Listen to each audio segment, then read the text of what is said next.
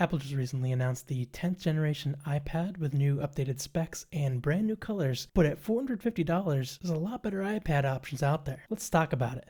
I'll be comparing 3 different iPad options in this video: the iPad mini 6th generation, the iPad Air 5th generation, and the new iPad 10th generation. I left out the iPad Pro because it's just not comparably spec'd or priced. And for fairness, we'll be comparing brand new models with pricing directly from Apple's site, so we're not comparing specials or limited time deals. Alright, as we can see, I have the Apple site right up here. I have the comparison tool going. And again, we're comparing the iPad mini 6th generation, the iPad Air 5th generation, and the new iPad 10th generation. Alright, as far as the display, the iPad Air and the regular iPad have the same 10.9-inch liquid retina display, while the iPad mini is a smaller device, so it does have the 8.3-inch display instead. The next spec is the processor, and as you can see, the new 10th generation iPad has the A14 chip, which is actually 2 years old at this point, so the brand new iPad doesn't even get a brand new processor. That being said, the A14 isn't a terrible processor. It's probably just fine for what most people will need, so that's probably why they put it in there.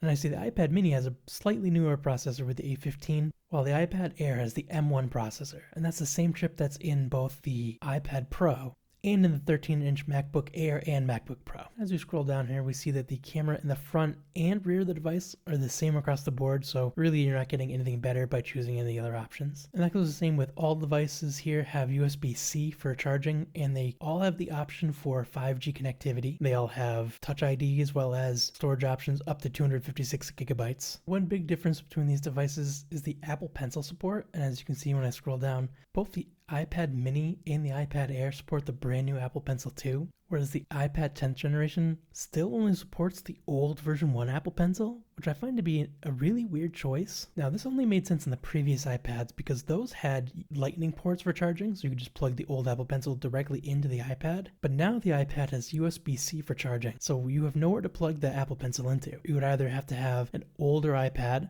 or an iPhone nearby to plug it into, or you can go with Apple's solution, which is a USB-C to lightning kind of adapter. You plug the pencil into one end, and the other end is a USB port where you can plug USB-C charger into, which seems like a really weird and inconvenient choice. It probably wouldn't have cost Apple that much more money to just implement the Apple Pencil version 2 charger where it just snaps into the side and charges that way. I'm guessing it might have had something to do with the fact that the selfie camera is a landscape camera instead of a portrait camera, so it's on the side instead of at the top. But this was an option in the iPad Air version 4, which I have right here. I got this for my wife for her birthday. It was actually a really great deal. I got it for like $450. Not with the Apple Pencil. This is like $130 or something crazy, but yeah, it just snaps to the side and charges. It couldn't be easier than that. Now, the last thing here is the keyboard support. The iPad mini really only supports Bluetooth keyboards, not any of the special keyboards that you can buy for the Air or even the Pro. The iPad Air supports the Magic Keyboard and the Smart Keyboard Folio, whereas the 10th gen iPad only supports the Magic Keyboard Folio. Now, if processing power really isn't a big deal for you and the iPad mini is too small, I actually would recommend the iPad Air 4th generation. This one's actually really great. It has the same processor that the new 10th generation iPad has. And specs are almost basically the same, but you probably find this at a big discount at this point because they're trying to get rid of this one to sell the 5th generation one. So I really couldn't recommend the 10th gen iPad. If you're looking for something that's around $400, $500 and you're willing to buy an older device, the iPad Air 4th generation is an awesome device, and you won't have to make compromises like having only Apple Pencil version 1 support and only supporting just the basic keyboard folio. Now, if you're into tech as much as I am, I'll be making a lot more videos like this, so go ahead and click here to subscribe. Otherwise, I'll see you on the next one.